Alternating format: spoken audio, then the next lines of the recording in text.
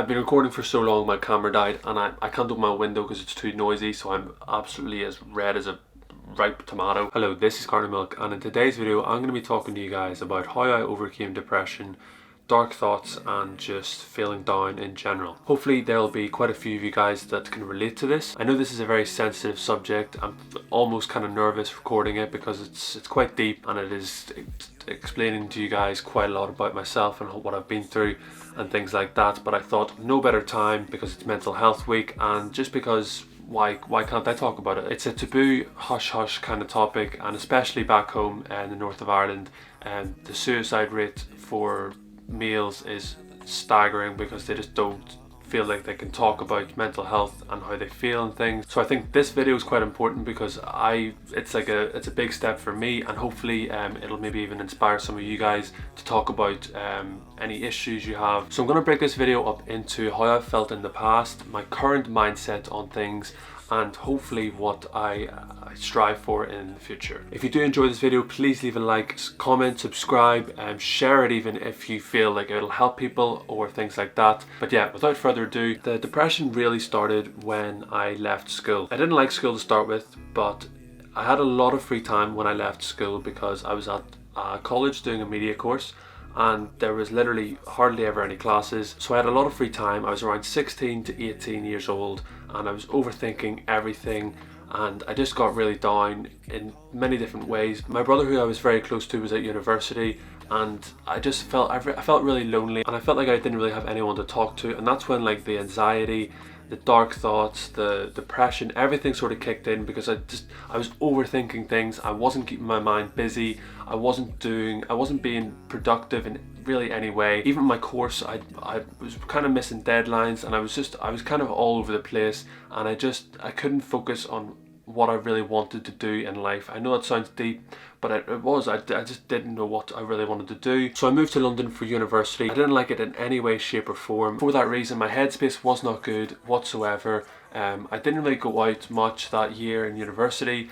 I just stayed in my room. I had a few close mates that I did stuff with, but really didn't make the most of being in London, and I really paid the price for that because my headspace just got worse and worse, and I didn't really feel like I could talk to anyone because I just felt embarrassed almost, and I felt like, oh, like I shouldn't be down. I'm at university. I'm in London. I should be feeling great, and I just felt almost embarrassed that I felt down. I didn't really know what to do. I didn't really talk to anyone about anything.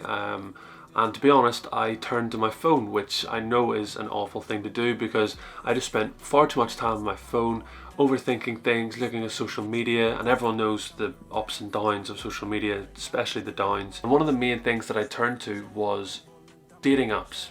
So I was obviously in London and there was plenty of dating apps with plenty of girls on there to talk to. For some reason, instead of talking to my friends or even my family about these personal matters, I just basically overlaid it by talking to random girls, not even just for the reason to be like a player or anything. I literally just wanted to talk to someone, and I just enjoyed talking to new people, taking my mind off like how I felt and things like that.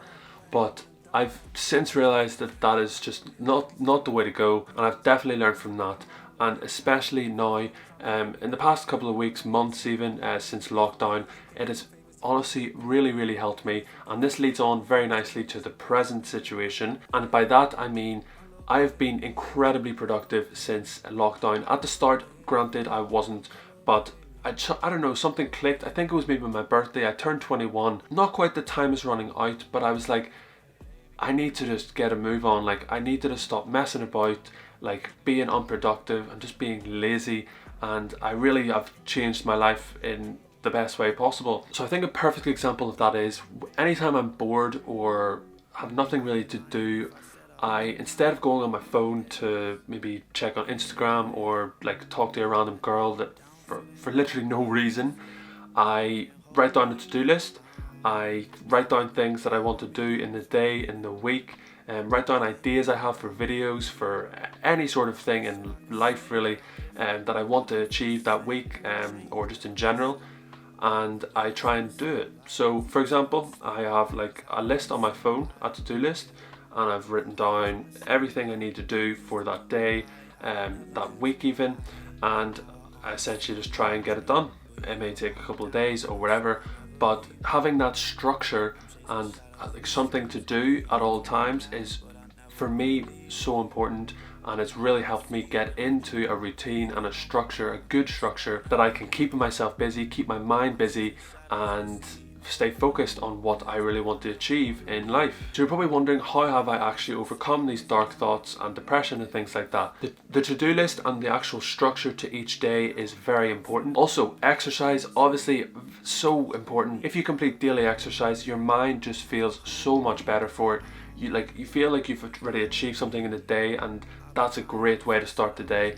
And then from the rest of the day on, you can maybe have a couple of hours chilling, watching TV, doing whatever like leisure activities you want to do, and then you'll go back into doing some work or doing something productive. And I think it's very important to have a balance. On a side note, I obviously don't feel great every day. I have down days just like anyone, but it's knowing that that's just a one day in like 10 maybe, or a week. It is a natural thing to have to be down, and to be honest, I still feel anxious quite a lot, but I've got a different mindset to it now, so it's almost like I just don't really care what people think. For example, I sweat quite a lot when I'm anxious. My palms can be quite sweaty, and I just get really quite warm, which is obviously very unpleasant if you've experienced that before. But I've just sort of gotten to the point where I'm just like, I just don't really care. Like, if it happens, it happens. I'll move on. If someone like takes the piss out of me for it, I'll just be like, okay, cool. Like, I just, that's, it is what it is. And I personally feel it's really important to obviously care about what the important people in your life think, but in terms of other people giving opinions, it just doesn't really matter. Like, it doesn't, like, obviously nice things that people say are great, but if someone says something to offend you or something like that, I just don't really deep it anymore. It's just like, it just goes over my head almost. I'm just like, okay, cool, sweet, safe, see you later, you're irrelevant essentially.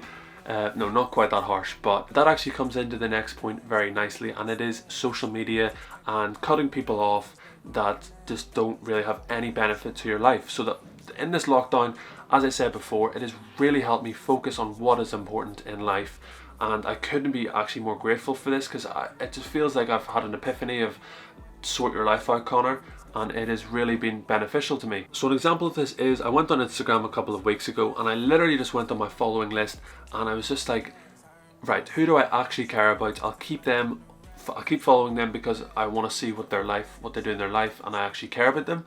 And anyone else, why would I follow them? It's just like, it sounds pretty simple, but honestly, if you do that, it'll be so beneficial. It leads nicely into the last point I'm going to talk about, and it is what the future holds for me. And I cannot stress this enough. Goals. Set goals for yourself. I've set goals for myself. I'm going to keep setting goals for myself, and I think there's literally nothing more important. If you set goals, you've got something to work for, to work towards. For me, it is photography, it is YouTube. I want to start getting into music, making music, like beats, rapping even, who knows. I just want to try things out because honestly, why not? Like, what's stopping me? So I suggest you do the exact same. Think about what you want to achieve in the next month, the next couple of months, the next year. Work hard to get those goals, and you'll feel like you've achieved something when you obviously get to them, and that will make you feel even better. Just try and use your time more wisely, and you'll honestly feel so much better for it. I've been recording for so long, my camera died, and I can't open my window because it's too noisy, so I'm absolutely as red as a ripe tomato. So I could rhyme off a load of quotes that motivate you to be the best person you can be and to be productive, but all I'll say is push yourself out of your comfort zone, because you don't know what you can achieve until you do that. There is one quote I would like to mention though, and it is, when a person decides to be themselves, they offer someone that no one else can. And that there is just, it just speaks volumes. Everyone is different, everyone has their own qualities, everyone has their own capabilities and things like that. So just push yourself, try and be the best person you can. I could really go on and on about this, but I won't, because I've flipping the video is already long enough. But one thing I will say is read books. Books are, oh my days, books are literally, I've realized recently that books are just incredible. I've been stuck into this book recently called The Art of Happiness by the Dalai Lama, and oh my days, it is literally, it's helped change my life. It's just so powerful. It really gets my mind thinking, and it's been so helpful So I definitely recommend it. The Art of Happiness by the Dalai Lama. That is the video for today. Hopefully you did enjoy. If you did, if you could leave a like, subscribe and comment if you have anything to say. Also, if you're watching this and you wanted to ask me some questions personally, you can message me on Instagram, Carton of Milk, same as my YouTube. I'm always willing to give advice, not that I'm this knowledgeable god or anything, but advice or support or anything like that. I've gone through certain things and I'd be more than happy to help you guys with any sort of problems, issues you guys have as well. So feel free to message me and I will get back to you. Once again, hopefully you did enjoy. Have an amazing day. Thanks for watching, all the best and goodbye.